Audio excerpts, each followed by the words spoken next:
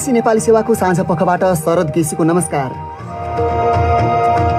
आज कार्यक्रममा कोरोना भाइरसबाट थप 200 भन्दा धेरैको ज्यान जाँदा 8,500 संक्रमित थपिएको सरकारको भनाई। संक्रमितको उपचारका निम्ति बाँकिएका कतिपय स्थानमा डाक्टर सहितको घर दैलो अभियान। व्यक्त गर्ने शब्द नै छैन। म त यति खुसी छु बाँचियो जस्तो लागिरहेको थियो क्या। एउटा हौसलाले पनि धेरै साथ दिँदो रहेछ। पुनः नियुक्त प्रधानमन्त्री केपी शर्मा ओलीद्वारा पुरानै मन्त्रीहरूलाई निरन्तरता, तर शपथको शब्द हेरफेर विवादमा प्रधानमन्त्री ओली सत्यनिष्ठापूर्वक प्रतिज्ञा गर्छु। त्यो पर्दैन, एकदम अस्वाभाविक हो, बल मिल्छ। र अन्तर्राष्ट्रिय प्रसङ्गमा द्वन्द्वको 5औं दिन इजरायलद्वारा गाजामा हमला आक्रामक, प्यालेस्टिनी लडाकुहरूद्वारा पनि इजरायलमा रकेट प्रहार जारी।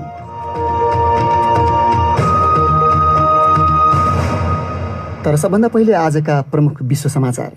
विनिता दाहालबाट समाचार सुन्नुहोस्।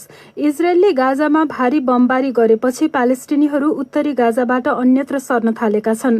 परिवारहरू आफ्ना सामानहरूको भारी सहित गाजा शहरमा पुगेका छन्, जहाँ उनीहरूलाई अस्थायी बास उपलब्ध गराइएको छ। सोमबार द्वन्द्व सुरु भए यता गाजामा कम्तीमा 109 जना र इजरायलमा 9 जनाले ज्यान गुमाएका विवरणहरू आएका छन्। इजरायली सेनाले हमलाहरू जारी राखेको छ भने प्यालेस्टिनी उग्रवादी समूह हमासले इजरायलमा थप रकेटहरू प्रहार गरेको छ। हमासको सैन्य क्षमतालाई थप कमजोर बनाउनु अघि युद्धविराम नगर्ने इजरायलको प्रतिबद्धताका माझ इजिप्टको मध्यस्थता गराउने प्रयास बिना उपलब्धि टुङ्गिएको छ। यसैबीच प्यालेस्टिनी स्रोतहरूले वेस्ट ब्याङ्क क्षेत्रमा अशान्ति बढिरहँदा इजरायली सुरक्षा फौजद्वारा 2 जना प्यालेस्टिनीहरूको ज्यान गएको जनाएका छन्। प्यालेस्टिनियन रेड क्रेसेन्टले इजरायली फौजसँगको झडपहरूमा 100 भन्दा बढी घाइते भएको जनाएको छ। इजरायल र हमास बीच द्वन्द्व चर्किँदा प्रदर्शनहरू भएका छन्। गाजामा इजरायलको हमला विरुद्ध प्रदर्शन गर्न छिमेकी जोर्डनमा सयौं मानिसहरू वेस्ट ब्याङ्क क्षेत्र प्रवेश गर्न कोसिस गरिरहेका छन्। भारतीय प्रधानमन्त्री नरेन्द्र मोदीले देशको ठूलो ग्रामीण क्षेत्रहरूमा कोरोना भाइरस तीव्र गतिमा फैलिरहेको बताएका छन्। उनले गाउँलेहरूलाई सावधान रहन र मास्क लगाउन आह्वान पनि गरेका छन्। महामारीको यो पछिल्लो संकटका बेला ग्रामीण भेगका मानिसहरूलाई यसको खतराबारे उनले सम्बोधन गरेको यो पहिलो पटक हो। हालैका दिनमा धेरै जनसङ्ख्या रहेको राज्य हुँदै बग्ने गंगा नदीमा थुप्रै शवहरू भेटिएका थिए। अधिकारीहरूले व्यवस्थापनका लागि थुप्रै खर्च लाग्ने भएकाले गाउँलेहरूले शव गंगामा फालिदिएको हुन सक्ने शंका व्यक्त गरेका छन्। स्वास्थ्य संकटका बेला मोदीको नेतृत्वको व्यापक आलोचना हुँदै आएको छ।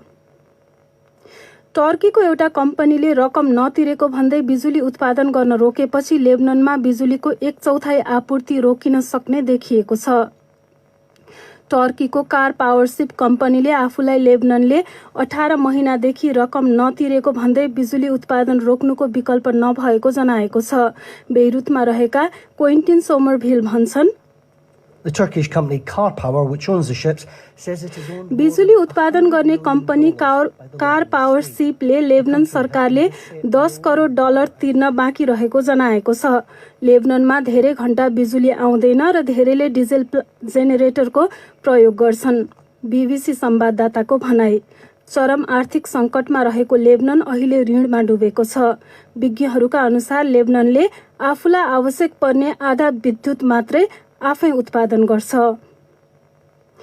चीनिया वैज्ञानिकहरूले मंगल ग्रहमा 240 किलोग्राम तौल भएको रोभरलाई अवतरण गर्ने तयारी गरिरहेका छन्। चीनको यो महत्वाकांक्षी अन्तरिक्ष अभियानको योजना मंगल ग्रहबाट नमुना संकलन गर्ने रहेको छ। बीबीसीकी सेलिया ह्याटन भन्छिन्, The Tianwen, or Questions to Heaven spacecraft, चीनको तियानवेन 1N गत फेब्रुअरीदेखि नै मंगल ग्रहको कक्षमा प्रवेश गरेको छ र बेजिङको समय अनुसार शनिबारसम्म रोभर अवतरण गराउने प्रयास गर्नेछ। त्यसले मंगल ग्रहको वायुमण्डलीय अवस्था र भूविज्ञानको लेखाजोखा गर्नेछ।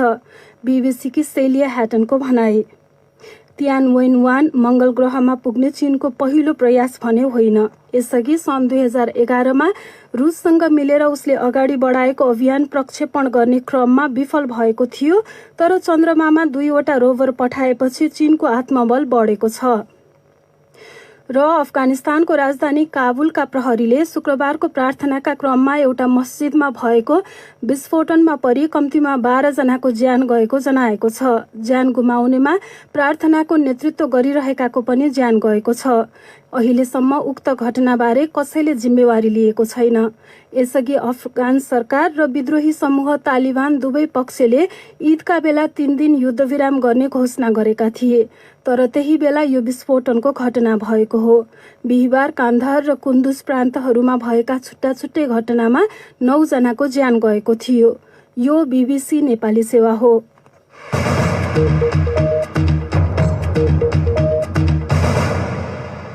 साँझपखमा तपाईलाई स्वागत छ। स्वास्थ्य तथा जनसङ्ख्या मन्त्रालयले कोरोना भाइरसबाट संक्रमित 200 जनाभन्दा धेरैले ज्यान गुमाएको विवरण आज पनि सार्वजनिक गरेको छ। मृतकको संख्यामा अघिल्ला दिन छुटेको तथ्याङ्क पनि जोडिएको बताइएको छ। पछिल्लो 24 घण्टामा थप 8,500 जनाभन्दा धेरै संक्रमित भएका छन्। प्रस्तुत छ एक रिपोर्ट। मन्त्रालयले आज प्रकाशित गरेको दैनिक तथ्याङ्कमा 203 जनाको मृत्यु भएको उल्लेख छ। त्यसमा सेनाले शव व्यवस्थापन गरेको तर दैनिक तथ्याङ्कमा राख्न छुटेका 24 घण्टा अघिको संख्या पनि जोडिएको छ। आइतबारदेखि प्रकाशित दैनिक विवरणमा 24 घण्टा बाहेक अघिल्ला दिनमा मृत्यु भएका व्यक्तिको संख्या पनि समावेश गर्ने गरिएको अधिकारीहरूले जनाएका छन्। यसअघि सबैभन्दा धेरै 225 जनाको मृत्यु भएको तथ्याङ्क सार्वजनिक गरिएको थियो। पछिल्लो 24 घण्टामा 8,500 जना संक्रमित थपिँदा त्यसको ठूलो हिस्सा काठमाडौँ उपत्यकाभित्रै छ। पछिल्लो परीक्षणबाट काठमाडौँ जिल्लामा 2458, ललितपुर जिल्लामा 556 र भक्तपुरमा 335 जना संक्रमित थपिएका छन्। यस अवधिमा देशैभरि 6,000 भन्दा धेरै संक्रमित निको भएका छन्। अहिले नेपालमा पुष्टि भएका सक्रिय संक्रमितको संख्या 1,07,000 भन्दा धेरै छ। अधिकांश संक्रमित घरमै छन् भने करिब 8,500 जना संस्थागत आइसोलेसनमा छन्। तीमध्ये 1,334 जनाको आइसियु र 371 जनाको भेन्टिलेटरमा उपचार भइरहेको स्वास्थ्य मन्त्रालयले जनाएको छ। आइसियु र भेन्टिलेटरमा उपचार गराइरहेका सबैभन्दा धेरै बागमती प्रदेशमा छन्। त्यसपछि प्रदेश 1 मा। पछिल्ला दिनहरूमा अस्पताल पुग्ने संक्रमितको संख्या थपिँदै गएको, जसले गर्दा स्वास्थ्य कर्मीहरूको अभाव हुन थालेको प्रदेश 1 का अधिकारीहरूले बताएका छन्। त्यसबारे थप जानकारी दिँदैछन् विराटनगरबाट विक्रम निरौला। प्रदेश 1 को सामाजिक विकास मन्त्रालयको तथ्याङ्क अनुसार प्रदेशमा हाल सक्रिय संक्रमितको संख्या 11,000 भन्दा बढी छ। तीमध्ये करिब 500 संक्रमित विभिन्न अस्पतालमा उपचार गराइरहेका छन्। बाँकी संक्रमितहरू होम आइसोलेसनमा रहेको मन्त्रालयले जनाएको छ। प्रदेश 1 मा कोभिड-19 का कारणबाट शुक्रबारसम्म 600 भन्दा बढीको मृत्यु भइसकेको सरकारी तथ्याङ्क छ। प्रदेश 1 मा विराटनगर स्थित कोशी कोभिड उपचार केन्द्र, धरानको बीपी कोरेला स्वास्थ्य विज्ञान प्रतिष्ठान र झापाको मेची अस्पताल सहित केही निजी अस्पतालहरूमा संक्रमितहरूको उपचार हुँदै आएको छ। शैय्या र अक्सिजन नपाएर अन्य प्रदेशका संक्रमितहरू पनि प्रदेश 1 का अस्पतालहरूमा उपचारका लागि आउँदा बिरामीको चाप बढेको बताइएको छ। कोशी कोभिड-19 उपचार केन्द्रका डाक्टर दीपक सिग्देलले अस्पतालमा जटिल प्रकारका संक्रमित बढ्दै जाँदा सीमित जनशक्तिले उपचार गर्न निकै गाह्रो भइरहेको बताए। अस्पतालमा बिरामी र शैय्या थपिरहने तर जनशक्ति नथप्दा निकै समस्या भएको उनले बताएका छन्। संक्रमितको संख्या एकदम धेरै भयो। त्यो अनुपातमा चाहिँ स्वास्थ्य कर्मीहरूको त्यो हिसाबले चाहिँ उपस्थिति छैन। अहिले भनेको सबै क्रिटिकल बिरामी नै हुन्छन्। एउटा पिपी लाएर एउटा मान्छेलाई 24 घण्टा बस भन्न मिलेन। त्यो त म्यान पावरकै समस्या हो। उपचारमा खटिने कतिपय स्वास्थ्य कर्मीहरू पनि संक्रमित भएका कारण थोरै जनशक्तिले धेरैको उपचारमा खटिनु परेको चिकित्सकहरूले बताएका छन्। मेची अस्पताल झापाका प्रमुख डाक्टर पिताम्बर ठाकुरले पर्याप्त जनशक्ति र बजेट नहुँदा जटिल प्रकृतिका संक्रमितहरूको उपचारको व्यवस्था गर्न नसकिएको बताए। जनशक्तिको लागि हामी माथिल्लो र तल्लो निकायहरूसँग सम्पर्क गर्दैछौँ। कोभिडको म्यानेजमेन्ट गर्नुपर्दा जनशक्ति र अलिकति बजेटको कुरो जुन छ नि, अहिलेसम्म यसपालिको जुन सेकेन्ड वेभ आएको छ, अहिलेसम्म बजेटको कुनै निकास अहिलेसम्म भएको अवस्था छैन।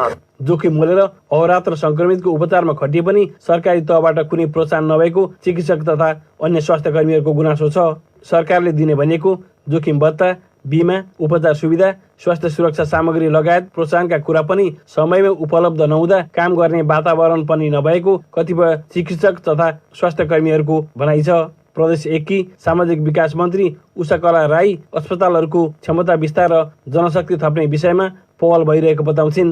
अब हाम्रा चाहिँ रिटायर्ड भएका डाक्टरहरू, हाम्रा एमबिबिएस डाक्टरहरू, नर्सहरू, एफएहरू, अरू मान्छेहरू जे जति हुनुहुन्छ उहाँहरूलाई थप 1 वर्षको लागि कन्ट्र्याक्ट लिन सक्ने भनेर सरकारले नै निर्णय गरेको अवस्था छ। आन्तरिक रूपमा रहेका हाम्रो मन्त्रालय अन्तर्गत अस्पतालमा रहनुभएका काम गरिरहेका डाक्टरहरू, नर्सहरूलाई चाहिँ कोभिडमा चाहिँ काम गर्नुको निम्ति उहाँहरूलाई हामीले सुविधा सहित अनुरोध गरिराखेका छौँ। चिकित्सक, स्वास्थ्यकर्मी तथा अन्य कर्मचारीको बिमा गर्ने, जोखिम भत्ता लगायतका सुविधा दिने प्रदेश सरकारले निर्णय गरिसकेको उनको भनाइ छ।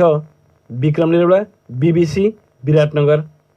पछिल्ला दिनहरूमा अस्पतालमा शैय्या र अक्सिजनको अभाव डरलाग्दो बनेको विवरणहरू देशका विभिन्न ठाउँबाट आइरहेका छन्, जुन अवस्था राजधानीमा समेत विद्यमान रहेको विवरणहरूमा जनाइएको छ। स्वास्थ्य मन्त्रालयका प्रवक्ता डाक्टर जागेश्वर गौतमसँग त्यसबारे जानकारी लिएका छौँ। बेड त कहिल्यै पनि कम छैन हैन, बेड नपुगेको त कहिल्यै छैन, तर मान्छेलाई चाहिएको ठाउँमा नपुगेको मात्र हो। सपोज कोही मान्छे महाराज एरियाको छ, टिचिङ हस्टेलमै चाहियो भने नपाउने सम्भावना हुन्छ। अक्सिजनमा एकैछिन पछि आउँला। तपाईँले जुन कोभिडको बिरामीहरूलाई बेडको अभाव छैन भन्नुभयो, तर ठाउँ ठाउँमा कैयौँ अस्पतालहरूबाट विवरण आइरहेका छन् नि, शैय्या नपाएर मृत्यु भएको, भर्ना लिन नमानेको भनेर। त्यो चाहिँ म्यानेजमेन्टको थोरै समस्या हो। 6000 जना मान्छे अस्पतालमा छन्। हाम्रो बेडको क्यापासिटी अहिले पनि सरकारीमै 12000 भन्दा बढी छ। सरकारीमै पनि त फेरि बाहिरै बरन्डामा राखेरै उपचार गर्नु परिरहेको छ। भनिरहेको छु त, मान्छेहरूको समानुपातिक डिस्ट्रिब्युसन भएको छैन। जस्तो काठमाडौँमा जनसङ्ख्या धेरै छ, काठमाडौँमा बिरामी धेरै छन् हैन, र कति काठमाडौँमा चाहिँ बेड नपाएर कुनै बेला मान्छेलाई चितवनमा, झापामा, बुटवलमा पनि लगेको छ। किनभने काठमाडौँको जनसङ्ख्या धेरै भएको भएर त्यो अनुपातमा काठमाडौँमा चाहिँ कति ठाउँमा बेड चाहिँ मिल्न गाह्रो भएको, तर हामीले चाहिँ व्यवस्थापन गर्दै जाँदा अहिले एकोमोडेट हुँदै गइरहेछ र अहिलेकै रेटमा मात्रै इन्फेक्सन भयो भने हामीलाई म्यानेज गर्न गाह्रो छैन। तर यसमा पनि सर्ज हुँदै गयो भने हामीलाई गाह्रो जरुर हुन्छ। भनेपछि अहिलेकै दरमा वृद्धि भयो भने समस्या भएन, अहिलेकै दरमा भइरह्यो भने म्यानेज हुन्छ। किनभने अहिले त पेसेन्ट भनौँ न दिनमै 8-10 हजार 6-7 हजार इन्फेक्टेड आउन थालेको अहिले झन्डै 2 हप्ता हुन लाग्यो। अब 2 हप्ता पछि त मान्छेहरू जो सिरियस हुन्छ ऊ आइसियूमा जान्छ, जो ठिक हुन्छ ऊ डिस्चार्ज हुँदै जान्छ, अनि त्यही बेड चाहिँ युज भइरहेको छ। डिस्चार्ज भएपछि त आज तपाईँ हिसाब गर्नुभयो भने डिस्चार्ज हुनेको संख्या पनि उल्लेख्य छ। जब इन्फेक्सन हुने र डिस्चार्ज हुनेको संख्या नजिक आइपुग्छ अनि त्यसपछि बेडको समस्या हुँदैन। अहिले चाहिँ डिस्चार्ज हुने र संक्रमित हुनेको ग्याप चाहिँ बढी छ। पहिला ग्याप बढी थियो, जस्तो डिस्चार्ज हुने सुरुमा आज इन्फेक्सन भयो भने त भोलि डिस्चार्ज हुँदैन मान्छे, त्यसको लागि त 8-10 दिन 12-14 दिन लाग्छ। त्यो बिचमा चाहिँ केस बढै भयो र अस्पतालमा भर्ना भएको बिरामी घट्ने कुरा भएन, किनभने उसलाई ठिक भइसकेकै छैन। जब डिस्चार्ज हुनेको संख्या पनि 5-7 हजार हुन थाल्छ अनि इन्फेक्सन हुनेको पनि 7-8 हजार हुँदा अनि बेडको समस्या हुँदैन। केही दिन चाहिँ हामीलाई त्यो अप्ठ्यारो भएकै हो, तर अहिले बिस्तारै अब डिस्चार्ज हुनेको संख्या पनि बढ्न थाल्यो। हामीले चाहिँ अरू सेवाको लागि जुन बेडहरू छुट्याएका थियौँ, जस्तो अहिले सरकारी अस्पताल सबैलाई कोभिड हस्पिटल बनाएछ, त्यसो भएको भएर अब बेड थपिरहेको भएर अहिले चाहिँ त्यो 3-4 दिन अगाडि जस्तो अप्ठ्यारो आज छैन। अब अहिले 9000 भन्दा अलि कम 8500 को रेन्जमा आउन थालेको छ। अब र आशा छ हामी यो अहिलेको चाहिँ निषेधाज्ञालाई चाहिँ स्ट्रिक्टली 2 हप्ता चाहिँ कन्टिन्यू गर्दाखेरि त्यो इन्फेक्सन हुने दर चाहिँ घटेर 5-6 हजारमा पक्का झर्नुपर्छ हाम्रो। त्यो खालले चाहिँ हामीले एन्टिसिपेट गरिरहेको छौँ अहिले। अब अन्तिममा डाक्टर गौतम, अस्पतालहरूमा अक्सिजनको अभावको समाचार थियो, पछिल्लो स्थिति के छ? अक्सिजनको अभाव हुनुको एउटै कारण छ कि नेपालमा जति अक्सिजन प्रोडक्सन हुन्थ्यो हैन, हामीसँग 4वटा माध्यमबाट अक्सिजन चाहिँ प्रोडक्सन हुन्छ। एउटा अस्पतालमा भएका प्लान्टहरू जसले करिब 2000 सिलिन्डर भर्न सक्छन्, भरिरहेका छन्, त्यति युज भइरहेछ। अर्को औषध अक्सिजन उद्योगहरूबाट करिब काठमाडौँ भित्र बाहिर गरेर झन्डै 10,000 सिलिन्डर उनीहरूले भर्न सक्छन्। अर्को चाहिँ कन्सन्ट्रेटरहरू युज गरेछौँ हामीले, जो सामान्य खालका बिरामीहरूलाई अक्सिजन कन्सन्ट्रेटर मेसिनबाट चाहिँ अक्सिजन दिएर चलाउन सकिन्छ। चौथो चाहिँ स्रोत भनेको हामीले इन्डियाबाट अहिले पनि लिक्विड अक्सिजन ल्याएर भरिरहेका छौँ। यसो गर्दाखेरि हाम्रो पोर्टलमा अहिले पनि करिब 17-18 हजार सिलिन्डर भरिरहेछौँ। र अहिले भएको के छ भने बिरामी सामान्य हुँदा पनि अस्पतालमा जाने, अक्सिजन लगाउनलाई जोड गर्ने, जसको चाहिँ सेचुरेसन 90 भन्दा माथि छ उसलाई लगाउनु पर्दैन। र जो भर्ना भएका बिरामी छन्, जो अक्सिजनमा छन्, आइसियुमा छन्, ती मान्छे आइसियुबाट निस्किन मान्ने, डाक्टरहरूलाई पनि अलिक प्रेसर दिएर आइसियुमै बस्न चाहनेहरूको संख्या पनि उल्लेख्य छ। र हामीले अहिले के व्यवस्थापन गरेका छौँ भने काठमाडौँका 11वटा अस्पतालमा हामीले चाहिँ कोभिडको ओपिडी सेवा सुरु गरेका छौँ आजबाट। अब मान्छेहरू के गर्छन् भने मान्छे आउँछन्, त्यहाँ जचाउँछन्, आफ्नो चाहिँ अक्सिजनको मात्रा पनि नाप्छन्, जरुरी पर्यो भने अक्सिजन लिन्छन्, ठिक भएको छ अक्सिजन कम छैन भने ती मान्छे बेलुका घर जान्छन्, जसलाई समस्या भएको छ उसलाई चाहिँ अस्पताल ट्रान्सफर गर्छन्। अहिले त चाहिने नचाहिने सबै मान्छे अस्पतालमा गएर डरले बसेको कारणले गर्दा बेडको पनि अभाव र अक्सिजनको पनि अभाव हुन गएको हो। उनी थिए स्वास्थ्य मन्त्रालयका प्रवक्ता डाक्टर जागेश्वर गौतम। डाक्टर गौतमले भने जस्तै लक्षण र स्वास्थ्य अवस्था सामान्य रहेकाहरू अस्पताल नजान चिकित्सकहरूले सुझाव दिने गरेका छन्। त्यसले गर्दा अनिवार्य सेवा पाउनुपर्ने बिरामीले अस्पतालमा ठाउँ पाउने बताइन्छ। बाँके जिल्लाका कतिपय पालिका र वडामा ढोकामै डाक्टर सहितको टोली परिचालन गरिँदा त्यसमा सहयोग पुगेको बताइन्छ। थप चर्चा गर्दैछन् नेपालगञ्जबाट बिमला चौधरी। नेपालगञ्ज उपमहानगरपालिका वडा नम्बर 1 का विमल कार्कीलाई केही दिन पहिले संक्रमण पुष्टि भयो, तर अस्पतालमा संक्रमितहरू भरिभराउ भएको सुनेर उनी घरमै बसिरहे। सास फेर्न गाह्रो हुन थालेपछि अस्पताल जाने कि नजाने अन्योलमा थिए। त्यसै समयमा स्वास्थ्य कर्मी सहित वडाका जनप्रतिनिधिहरू घरमै आएपछि आधा रोग निको भए जस्तो महसुस गरेको कार्की बताउँछन्। यसको लागि त कुनै व्यक्त गर्ने शब्द नै छैन। म त यति खुसी छु बाँचियो जस्तो लागिरहेको छ क्या। एउटा हौसलाले पनि धेरै थाहा दिँदो रहेछ। आधा जति सन्चो स्वास्थ्य कर्मीहरूले संक्रमितको स्वास्थ्य अवस्था बुझेर घरमै उपचार गरिरहेको र जटिल अवस्था भए अस्पतालमा रेफर गर्ने गरेको बताउँछन्। साथै होम आइसोलेसनमा बस्दा अपनाउनु पर्ने सावधानी र स्वास्थ्यमा देखिने समस्याका बारेमा परामर्श दिँदै आएको बताउँछिन् नेपालगञ्ज 10 को घर दैलो अभियानमा खटिएकी अहेब सरला विष्ट।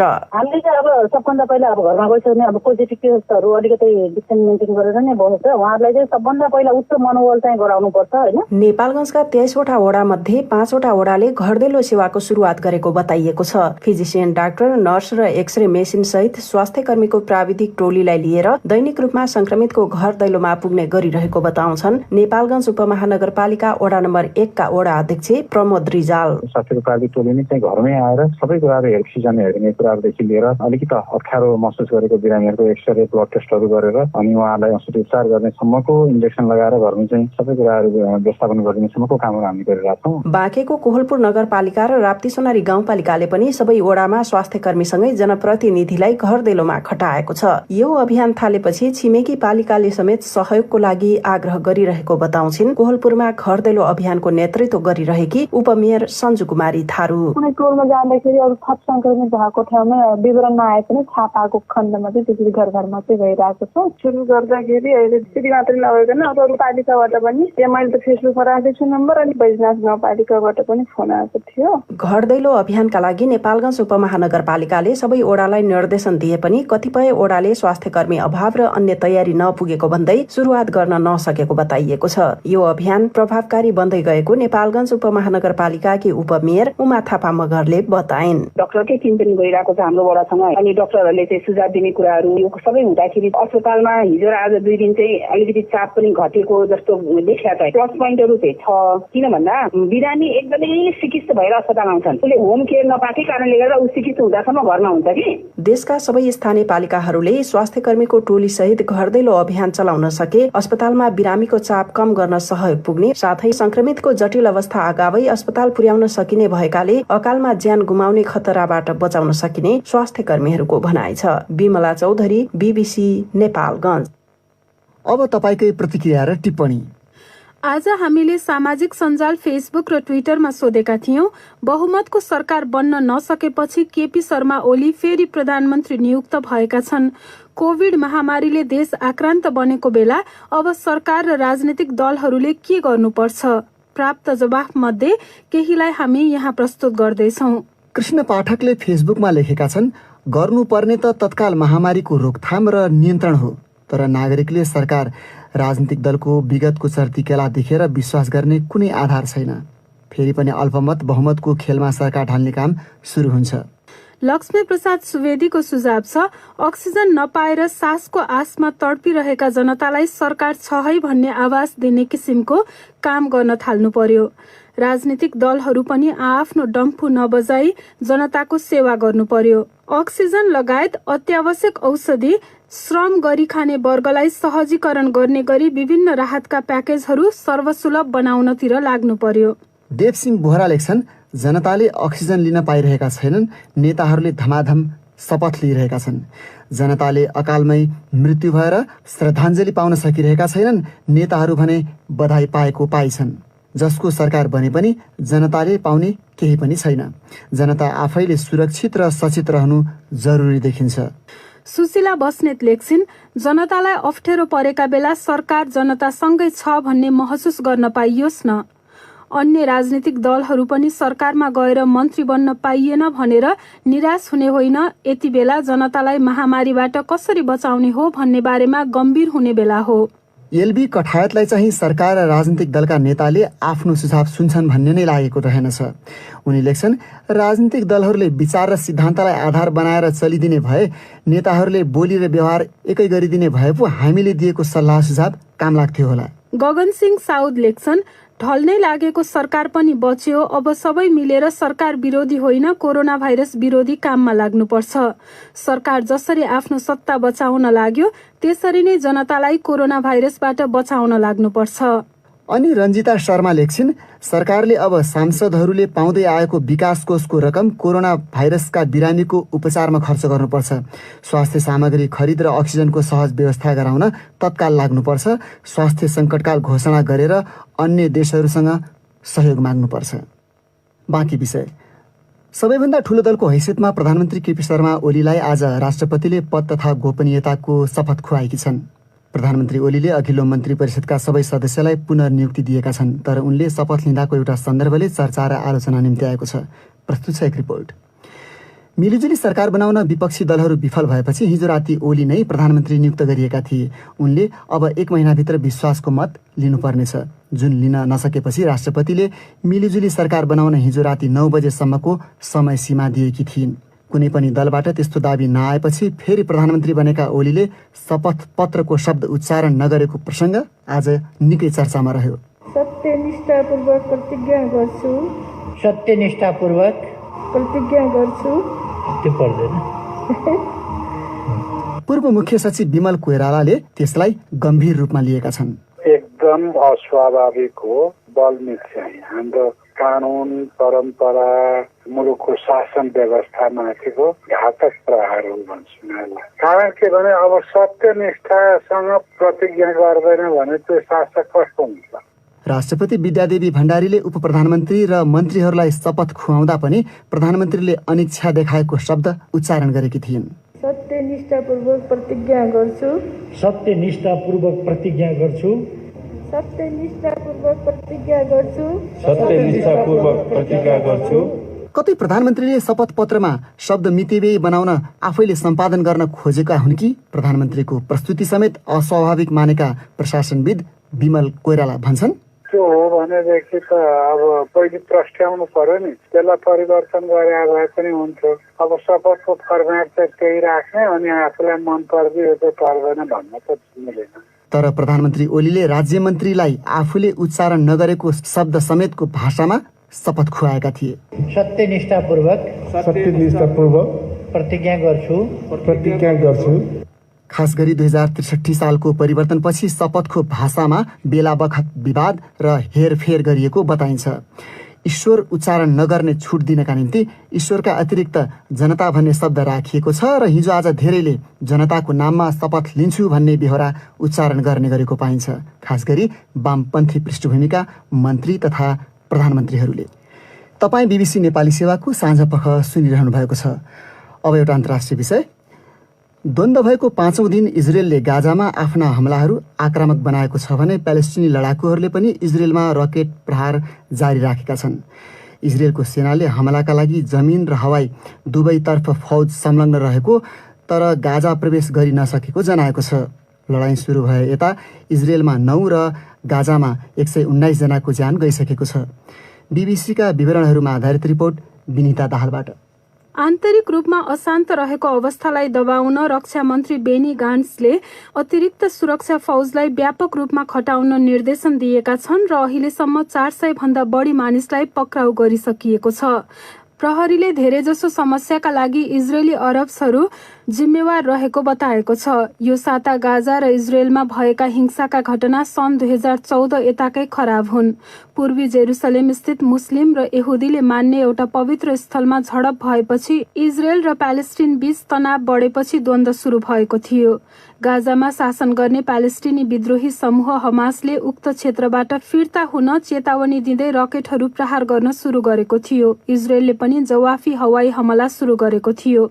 इजरायली फौजले 81 हमला गर्न सक्ने आशंका माझ गाजामा प्यालेस्टिनीहरू इजरायलसँगको सीमा नजिकै सर्न थालेका छन्।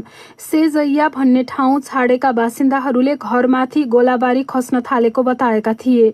गोलाबारीबाट परिवारसहित उम्किन सकेकी एक स्थानीय बासिन्दाले कुनै डरलाग्दो चलचित्रमा आफै भए जस्तो महसुस गरेको बताइन्। इजरायलको सेनाले हमासको सुरुङ सञ्जाल भत्काउन रातभर कारबाही चलाएको तर आफ्ना फौज गाजा प्रवेश गर्न नसकेको जनाएको छ। त्यो रिपोर्ट सुन्नुभयो विनिता दाहालबाट। अन्तिम प्रसङ्ग नेपालको। मुस्लिम धर्मावलम्बीहरूले आज ईद उल फित्र पर्व मनाइरहेका छन्। रमजानको 1 महिनाको अवधि पूरा भएको राति चन्द्रमा हेरेको भोलिपल्ट यो पर्व मनाउने गरिन्छ। तर यसपटक पनि कोरोना भाइरस महामारीका कारण उक्त पर्व घर परिवारमै मनाइएको देखियो भन्छन् वीरगञ्जबाट हाम्रा संवाददाता माधुरी महतो।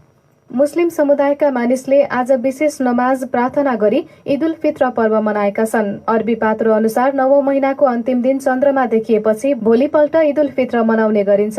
धार्मिक परम्परामा यो पर्व मुख्य पर्वको रूपमा हुँदा नयाँ लुगा लगाउने, सेवैको खीर र मिष्टान्न परिकार खाने खुवाउने चलन रहेको उनीहरू बताउँछन्। तर यसपालि पनि कोरोना भाइरस संक्रमणको जोखिमका कारण घरमै बसेर ईद मनाएको बताउँछिन् वीरगञ्ज श्रीपुरकी खुशबु परबिन। कहीँ जानै पाएन, धेरै आफन्तहरूसँग भेट्न पाएन, सेवै निप्ला पकौडी पकाए, खाली घरमै नै मनाए। परिवारका सदस्यलाई भेट्न नपाएको कारण पर्वमा अलि खल्लो महसुस भएको प्रगति नगरकी तस्बिरन खातुन बताउँछिन्। घरमा पनि हामीले न कसैलाई बोलाएको छौँ न कसैको घरमा गएको छौँ। रमाइलो खासै भएको छैन। अर्कोतिर हामीले त कमसे कम घरमा बसेर खान पाइरहेको छु। काम गर्नेहरू हाम्रै धेरैजना खान पनि नपाउने पनि अवस्था थियो भने उनीहरूलाई यस वर्ष पनि सहयोग गर्यो। त्यस्तै गत वर्ष झै यसपालि पनि ईद मनाउने शैलीमा परिवर्तन आएको बताउँछन् बारा परवानीपुरका सफदर हुसेन। नमाज पढ्ने बित्तिकै सबै साथी मस्जिदमै भेला हुन्थ्यौँ, त्यही सेवै आउँथ्यो, त्यही बसेर खानपिन गर्थ्यौँ। त्यसपछि टोल छिमेक घर घरमा गएर सेवै खाने कार्यक्रम गर्थ्यौँ। अब अहिले चाहिँ त्यस्तो अवस्था छैन। यस पर्वमा गच्छे अनुसार 1 वर्षभित्रको बचतको 2.5% नगद वा जिन्सी दान गर्नुपर्ने विधान अनुसार दान गरेर मनाइएको बताउँछन् परवानीपुरका अली असगर। रीतिरिवाज जुन छ त्यसले अब त कायम राखेर तर आफू पनि बाँच्यो अरूलाई पनि बाँच्न दियो भनेर हिँड्नुपर्छ। विगतमा अन्य धर्म तथा समुदायका मानिसहरूलाई पनि उत्तिकै रौनकता रहँदै आए पनि यसपालि आफ्नै घरबाट फोन इन्टरनेटको माध्यमबाट शुभकामना आदान प्रदान गरिएको उनीहरूले बताए। माधुरी महतो, BBC वीरगञ्ज। अब अन्त्यमा प्रमुख विश्व समाचार संक्षेपमा। इजरायली प्रधानमन्त्री बेन्जामिन नेतान्याहुले हमास विरुद्धको इजरायलको सबैभन्दा आक्रामक हमला अझै नसकिएको भन्दै चेतावनी दिएका छन्। हमासले आफू लुक्न सक्छु भन्ने ठानेको भूमिगत निशानाहरूमा इजरायलले हमला गरेको पनि उनले बताएका हुन्। भारतीय प्रधानमन्त्री नरेन्द्र मोदीले देशको ठूलो ग्रामीण क्षेत्रहरूमा कोरोना भाइरस तीव्र गतिमा फैलिरहेको बताएका छन्। चीनिया वैज्ञानिकहरूले मंगल ग्रहमा 240 किलोग्राम तौल भएको रोभरलाई अवतरण गर्ने तयारी गरिरहेका छन्। अफगानिस्तानको राजधानी काबुलका प्रहरीले शुक्रबारको प्रार्थनाका क्रममा एउटा मस्जिदमा भएको विस्फोटनमा परि कम्तीमा 12 जनाको ज्यान गएको जनाएको छ र टर्कीको एउटा कम्पनीले रकम नतिरेको भन्दै बिजुली उत्पादन गर्न रोकेपछि लेबननमा बिजुलीको 1/4 आपूर्ति रोकिन सक्ने देखिएको छ।